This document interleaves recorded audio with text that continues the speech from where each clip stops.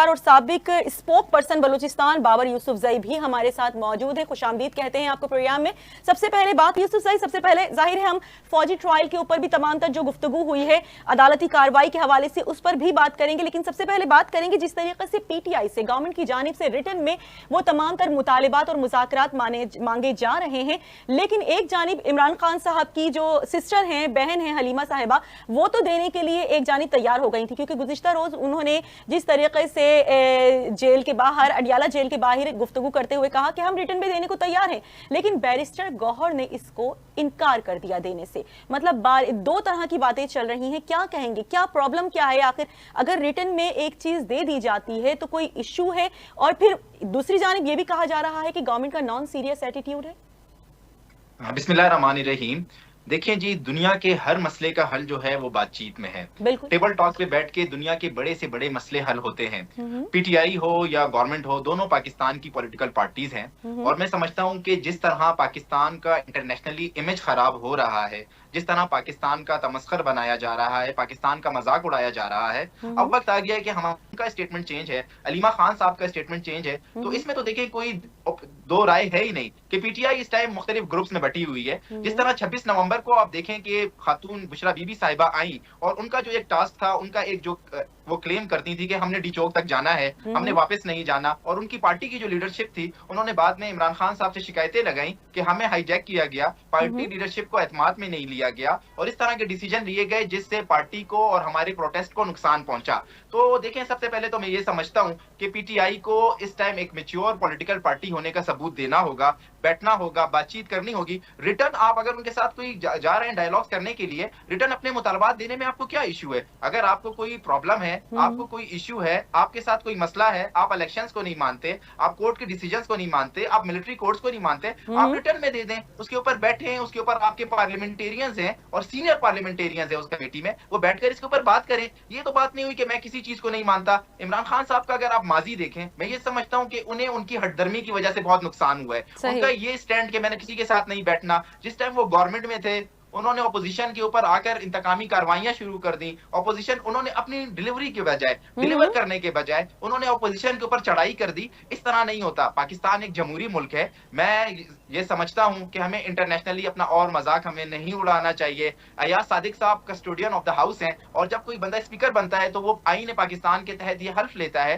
कि मेरा ताल्लुक किसी पॉलिटिकल पार्टी से नहीं होगा, मैं जितनी भी पार्लियामेंट है, जितने भी इसके मेंबर्स हैं, सबको इक्वल ट्रीट करूंगा। तो अयाज सादिक साहब तमाम मेंबर्स को इक्वल ट्रीट करें। अगर उनके पास मैंडेट नहीं है किसी से मुलाकात करवाने का, वो बता दें। और इमरान खान साहब जो है वो भी अब इस सोच से निकलें कि मैं जाकर मिलिट्री एस्टेब्लिशमेंट से बात करूं, इस डायलॉग से मिलिट्री एस्टेब्लिशमेंट जो है वो इन्वॉल्व हो। आप पॉलिटिकल लोगों से बात करें, जमहूरी मुल्क है हमारा, आप डेमोक्रेटिक लोगों से बात करें, मसले का हल निकालें। आप ये नहीं कहें कि मुझे जेल से निकाल दिया जाए, मुझे वजीर आजम बना दिया जाए, जो मैं कह रहा हूं वो सही है, बाकी सब गलत है। हमें एक दूसरे को बर्दाश्त करना होगा। की जानिब से लचक का मुजाहरा तो किया जा रहा है। जाहिर है उन्होंने भी कहा है कि अब रोडों पर ये तमाम तर चीजें सॉर्ट आउट नहीं होंगी, बल्कि टेबल टॉक के जरिए और फेस टू फेस एक मुलाकात जरूरी है। मुज़ाकरात की मेज पर आने के बाद ही बात की जा सकती है। जानिब से जिस तरीके से लचक का मुजाहरा किया गया है, जाहिर है एस्टेब्लिशमेंट से बात करने का शुरू में उन्होंने कहा था कि हम एस्टेब्लिशमेंट के अलावा किसी से बात नहीं करेंगे, लेकिन आहिस्ता आहिस्ता बर्फ पिघलनी शुरू हुई और फाइनली अब खान साहब भी गवर्नमेंट के जो लोग हैं, नुमाइंदगान हैं, हैं, उनसे बात करने के लिए तैयार है। लेकिन गवर्नमेंट की जानिब से अभी तक किसी किस्म का लचक का मुजाहिरा नहीं किया गया। 2 सेशंस हो चुके हैं बातों के, लेकिन इसके मुज़ाकरात के, लेकिन इसके बावजूद भी खान साहब से एक सिंगल मुलाकात भी नहीं करवाई गई। जबकि जब तक ये तमाम तर चीजें नहीं होंगी, बातचीत नहीं होगी, मामलात सॉर्ट आउट नहीं होंगे। ब्रेक पे का वक्त हुआ है यहाँ पर, एक शॉर्ट ब्रेक का, लेकिन ब्रेक से आने के बाद हम बात करेंगे जो अदालती कार्रवाई हुई है सिविलियंस के हवाले से, उन तमाम तर मामलात को भी अब गुफ्तगू का हिस्सा बनाएंगे, लेकिन एक शॉर्ट ब्रेक। Welcome back. और अब कुछ बात कर लेते हैं सुप्रीम कोर्ट में फौजी अदालतों में सिविलियंस के ट्रायल के फैसले के खिलाफ इंट्रा कोर्ट अपील पर समाअत के हवाले से। तो रुख करेंगे बाबर यूसुफजई आपकी जानिब। बाबर यूसुफजई, क्या कहेंगे? बड़ी तवील गुफ्तगू हुई है आज फौजी कार्रवाई, जाहिर है जो ये इंट्रा कोर्ट अपील है इस पर समाअत हुई है, तो बड़ी तवील जजेस के दरमियान गुफ्तगू हुई है सिविलियंस ट्रायल के हवाले से। क्या कहेंगे, आया कि गुफ्तगू किसी नतीजे पर पहुंचेगी आगे चलकर? बिल्कुल इस गुफ्तगू का एक इंशाल्लाह अच्छा नतीजा निकलेगा और कम से कम ये हमें पता चल जाएगा कि वाकई में सिविलियन ट्रायल्स मिलिट्री कोर्ट्स में होने चाहिए या नहीं होने चाहिए।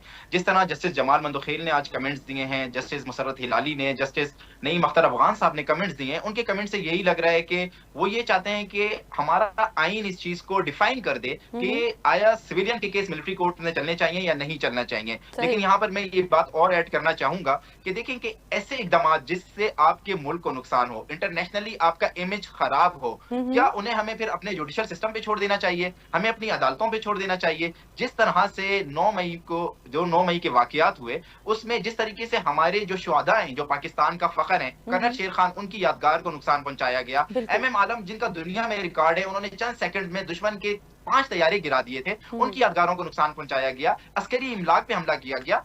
पाकिस्तान देखिए पाकिस्तान एक आईनी मुल्क है, पाकिस्तान में एक कानून मौजूद है, पाकिस्तान में एक जो है अदालतें मौजूद हैं, अदलिया मौजूद है। पाकिस्तान कोई जंगल तो नहीं है कि जिसका जो दिल चले उठ के करे। कल को लोग उठेंगे पाकिस्तान के ऊपर आजादी का क्लेम करेंगे, तो इस तरह से भी नहीं होगा। हमारे जो सियासी कारकुन है उन्हें अपनी जिम्मेदारी को सोचना होगा। सियासी जमातें जो है उन्हें भी ये सोचना होगा कि उन्होंने अपने कारकुनों की किस तरीके से तरबियत करनी है। आजकल आप देखें सोशल मीडिया पर एक जो तूफान बदतमीजी है, जो इंटरनेशनल VPN यूज करके, यूरोपियन VPN यूज करके पाकिस्तान के इमेज को डैमेज किया जा रहा है, इसका जिम्मेदार कौन है? इसका रिस्पॉन्सिबल कौन है? पाकिस्तान को डिफॉल्ट करने के लिए सोशल मीडिया पे एक कैंपेन चलाई गई। अभी आप देखें कि हालिया दिनों एक अमेरिकन एक कोई एडवाइजर हुए हैं, इलेक्ट हुए हैं या सिलेक्ट हुए हैं ट्रंप के, उनको बार बार मेंशन करके, टैग करके पाकिस्तान के पर्सनल इश्यूज के ऊपर उनको जो है बार बार कहा जाता है कि आप उसके ऊपर ट्वीट्स करें। Who is he?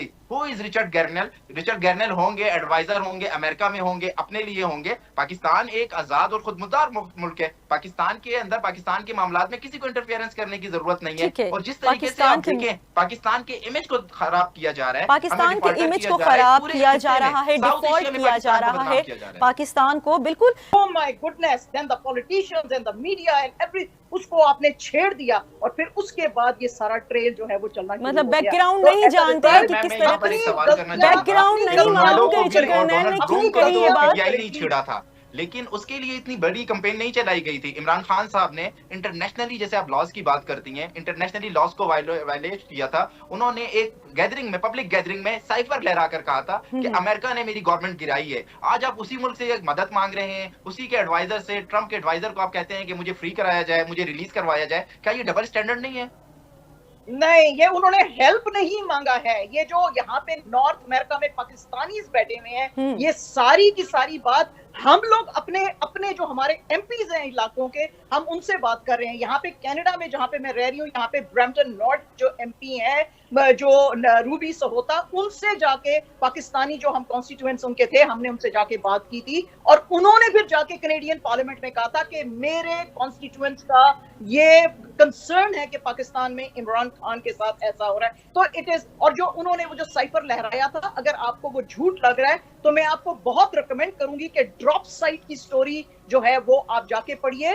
पूरे के पूरे कंटेंट्स उन्होंने छाप दिए हैं उसके अंदर, and you will realize as a Pakistani कि किस तरह जो US है उसने पाकिस्तान के इंटरनल मामले के अंदर इंटरफेयर किया है। इस वक्त जो चल रहा है उसके ऊपर, ट्विटर के ऊपर आप सोच रहे हैं, जो नॉर्थ अमेरिका में पाकिस्तानी बैठे हुए हैं वो ये सारी बात अपने इलाके के MPs को कह रहे हैं ताकि आप हमारी बात सुने। There is a huge diaspora, और यहाँ पे जो मामला हैं इसी तरह चलते हैं कि जिस वक्त इलेक्शंस में आप आते हैं सामने तो आप पूछते हैं कि जी हम आपके लिए क्या कर सकते हैं। तो जब वो पाकिस्तानियों से पूछते हैं नॉर्थ अमेरिका में हम आपके साथ क्या कर सकते हैं, तो वो बोलते हैं कि पाकिस्तान गवर्नमेंट के साथ आप डिप्लोमेटिकली एंगेज करें। हमने कभी भी ये नहीं यहाँ पे कहा है नॉर्थ अमेरिका में कि आप इंटरफेयर करें। हम कहते हैं पॉलिटिकली एंगेज करो आप वहां की गवर्नमेंट के साथ, और आप उनको बोलो कि जो PTI की गवर्नमेंट, इंटरनेशनल रिलेशंस ऐसे ही चलते हैं। ठीक है, इंटरनेशनल रिलेशंस ऐसे ही चलते हैं। ठीक है शाजिया मलिक साहिबा, जिसकी के वजह से डील हुई थी, और जो